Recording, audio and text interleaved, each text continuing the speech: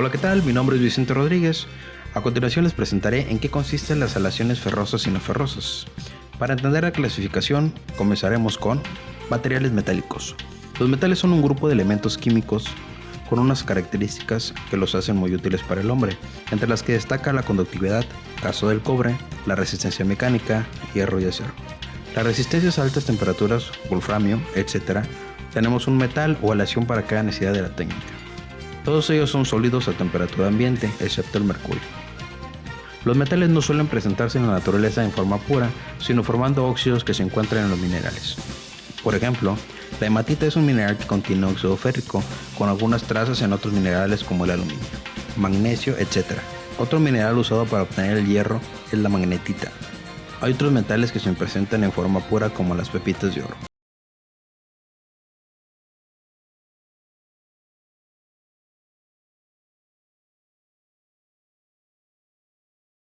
Las características donde se les somete a esfuerzos de compresión. Ductilidad. Son técnicas apropiadas que forman hilos al someterlos a esfuerzos de tracción. Tenacidad. Esto sería lo contrario de la fragilidad, o sea, los metales presentan gran resistencia al romperse cuando reciben golpes. Resistencia mecánica. Cuando los sometemos a las diferentes fuerzas, tracción, torsión y compresión, suelen comportarse muy bien. Dureza. La dureza de los metales es muy variable. Tenemos el acero, con una gran dureza, o el aluminio, que es considerado un metal blando. La dureza se define como la resistencia que presenta un material al ser rayado. Además de las anteriores, también son opacos con alta densidad, alto punto de fusión y muy buenos conductores de calor y electricidad. Podemos clasificar los metales en base al color, la densidad, lo resistente que sea. Sin embargo, dado que el hierro ha sido el metal más usado con mucha diferencia, los metales se suelen clasificar en ferrosos, si tienen hierro, y no ferrosos, no tienen hierro. Metales ferrosos.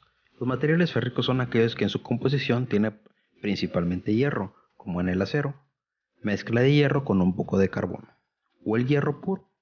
En la imagen podemos observar bobinas de acero empleadas para la chapa de los automóviles.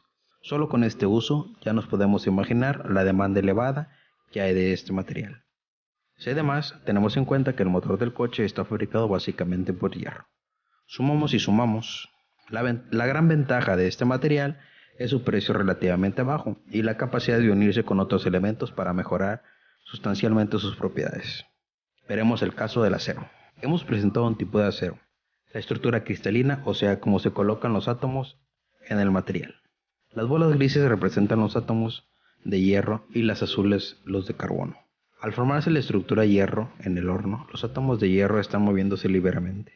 Cuando baja la temperatura, es como la diana de los metales. Hay que formar filas. Y los átomos de hierro se agrupan en forma que generan este cubo de la imagen. Como hemos añadido un poquito de carbono, sobre el 1% de los átomos de este no metal se cuelan en la formación del cubo, red cristalina, creando una aleación con unas propiedades mecánicas mejores. Según el porcentaje de carbono que tienen los materiales férricos, se clasifican en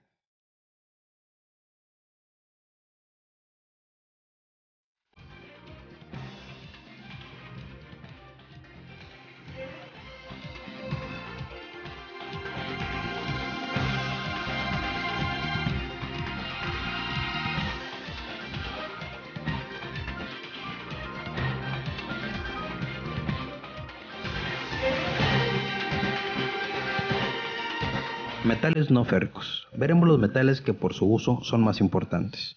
Cobre. Debido a su gran conductividad térmica y eléctrica, su uso queda casi exclusivamente para estos cometidos: cables y tubos de calderas, ya que no es un material barato, se suelda con facilidad, es muy dúctil y maleable. Cuando se oxida, forma una capa verdosa que le protege. Aluminio. También es un excelente conductor de la electricidad y el calor. Es muy blando con la baja densidad, como en el caso del cobre, aunque mejor aún, al oxidarse forma una fina capa de óxido de aluminio que la hace enormemente resistente a la oxidación. Se usa mucho en la industria de la alimentación debido a su nula toxicidad, así como en marcos de ventanas y aplicaciones del estilo, ya que son resistentes a la humedad, radiaciones solares, etc. Estaño. Muy blando e inoxidable. Se emplea fundamentalmente en las soldaduras de cobre, cables eléctricos y tubos de calefacción, debido a su bajo punto de fusión. Otro uso es el recubrimiento de láminas de acero para fabricar la hojalata. SiC. Se suelen emplear junto con otros metales muy resistentes a la corrosión. Se emplea mucho en el proceso de galvanización, por lo cual añade este elemento a la capa externa del metal.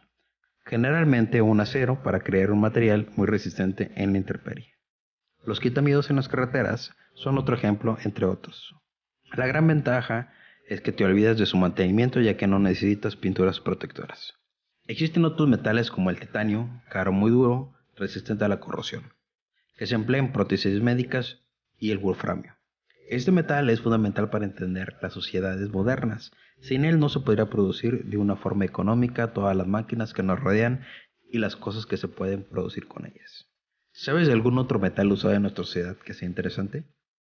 Aleaciones, la mezcla de varios elementos químicos, uno de ellos debe ser metal.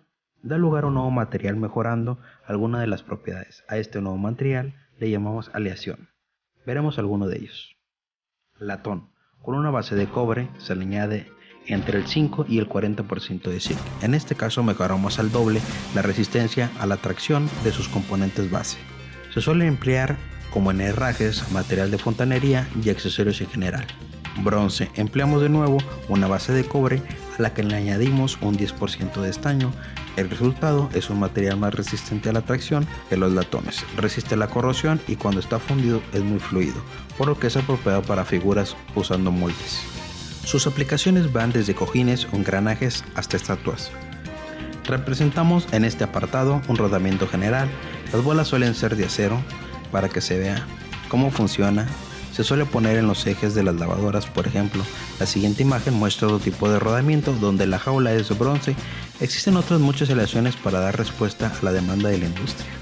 En el caso de la aviación comercial, como el peso es un elemento determinante, las estructuras suelen hacerse de una aleación de aluminio, cobre y magnesio, mejorando las propiedades mecánicas del aluminio considerado con un peso muy inferior al hierro. Espero que en esta exposición les ayude a comprender más las aleaciones ferrosas y no ferrosas. Mi nombre es Vicente Rodríguez. Hasta la próxima.